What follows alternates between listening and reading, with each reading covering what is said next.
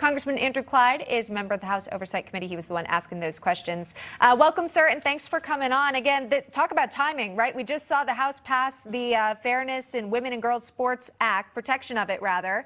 And then you're hearing from Secretary Cardona. He's unable to define for you in that moment what a woman is. What stood out to you? Well, thank you, and good morning, Emma. Well, I'll tell you, yesterday I wanted to know where the secretary was, because how can you define or how can you defend Title IX, the fairness for women in sports, if you can't define a woman? I mean, he was unwilling to do it, which told me that he had no intention whatsoever of enforcing Title IX the way it is supposed to be, and so that women can compete fairly against women in sports. And I was proud to vote for the Protection of Women and Girls Sports Act this morning, and I'm glad it passed. I look forward to it going to the Senate and being signed by the president. If he vetoes it, that's on him. But I think it's so important that we protect this, because, as was said in the press conference just a few minutes ago, this is what women, athletes have been working their entire lifetime to win. And to have a male come in, a biological male, and steal their accomplishment is absolutely unacceptable. Yeah, there are a number of elements, too, when you think about women's sports, right? You want to make sure they're safe so they're not competing against someone who would have an unfair biological advantage, like a male would in that case.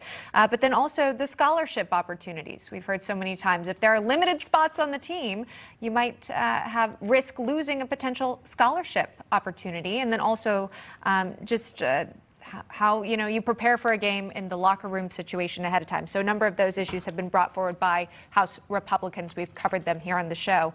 Wanted to pivot, though, to, again, this discussion specifically about Title IX. Cardona refusing to go on the record with his beliefs on whether a biological male who self-identifies as a woman should be allowed to compete in women's teams.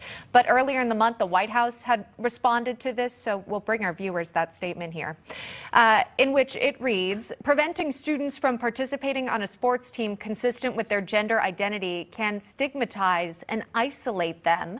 This is different from the experience of a student who is not selected for a team based on their skills. Your reaction, sir? Well, I mean, here we are looking at a minority of students that get to choose what team they want to play on because of the gender identity that they want to claim. Well, I'm sorry, but people are born male and female. You cannot change your gender, and to simply say, hey, I'm going to re-identify as something different, a male as a female, so I can now dominate in a particular women's sport, and I can cancel out some girl, some woman who has spent her lifetime practicing and working to win and to absolutely destroy that accomplishment. That's not what Title IX was intended for. It was intended for, on the scholarship level, on the competition level, to protect and enhance women's sports, and that's what we should be doing as a Congress. Yeah, fighting for the opportunity to allow women to play initially, right. Again, on an equal level.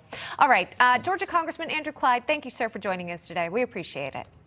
Thank you, Emma. Great to be with you. You're welcome. Take care.